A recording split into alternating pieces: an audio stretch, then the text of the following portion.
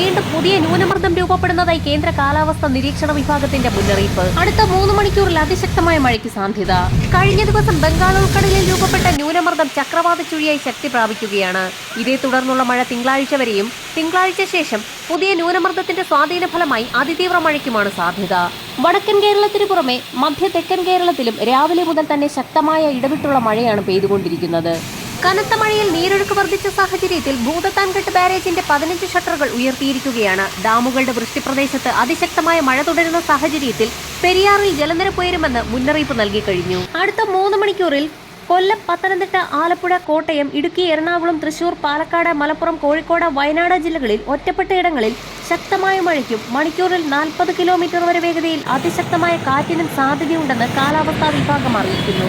കനത്ത മഴ കണക്കിലെടുത്ത് ഇന്നും നാളെയും കണ്ണൂർ, കാസർഗോഡ് ജില്ലകളിൽ ഓറഞ്ച് അലർട്ട് പ്രഖ്യാപിച്ചു. ഇടുക്കി, എറണാകുളം, തൃശൂർ, പാലക്കാട്, മലപ്പുറം, കോഴിക്കോട്, വയനാട് ജില്ലകളിൽ അതിശക്തമായ മഴ കണക്കിലെടുത്ത് യെല്ലോ അലർട്ട് പ്രഖ്യാപിച്ചിട്ടുണ്ട്.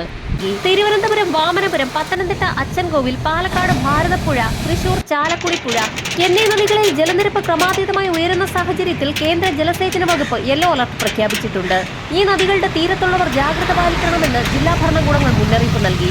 സംസ്ഥാനത്ത് ഇടവിട്ടുള്ള ശക്തമായ മഴ തുടരുന്നതിനിടയിൽ മുല്ലപ്പെരിയാറിൽ തിരക്കിട്ട നീക്കം ആരംഭിച്ചു. മുല്ലപ്പെരിയാർ അണക്കെട്ടിന്റെ ബലപ്പെടുത്തൽ നടത്തുന്നതിന് മുൻപ് തന്നെ അടിത്തട്ടിലെ സ്ഥിതിഗതികൾ അറിയാൻ സമഗ്ര റിമോട്ട്ലി ഓപ്പറേറ്റഡ് വെഹിക്കിൾ പഠനം തമിഴ്നാട് നടത്തണമെന്ന് സുപ്രീംകോടതി ഉത്തരവിട്ടു. പഠനം നടത്താതെ ബലപ്പെടുത്തൽ അനുവദിക്കാൻ പാടില്ല എന്ന മേൽനോട്ട സമിതി റിപ്പോർട്ടിന്റെ അടിസ്ഥാനത്തിലുള്ള കേരളത്തിന്റെ നിലപാട് അംഗീകരിച്ചാണ് ജസ്റ്റിസുമാരായ സൂര്യകാന്ത്, ദീപാങ്കർ ദത്ത, എൻ കോടീശ്വർ എന്നിവരടങ്ങിയ ബെഞ്ചിന്റെ ഇടക്കാല ഉത്തരവ്.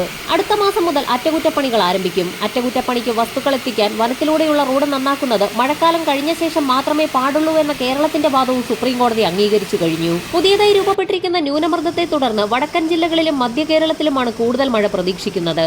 മൺസൂൺ മഴപ്പാത്തി കഴിഞ്ഞ ദിവസങ്ങളെ അപേക്ഷിച്ച് ഹിമാലയൻ മേഖലയിൽ നിന്ന് അല്പം വടക്കോട്ട് മാറിയിട്ടുണ്ട്.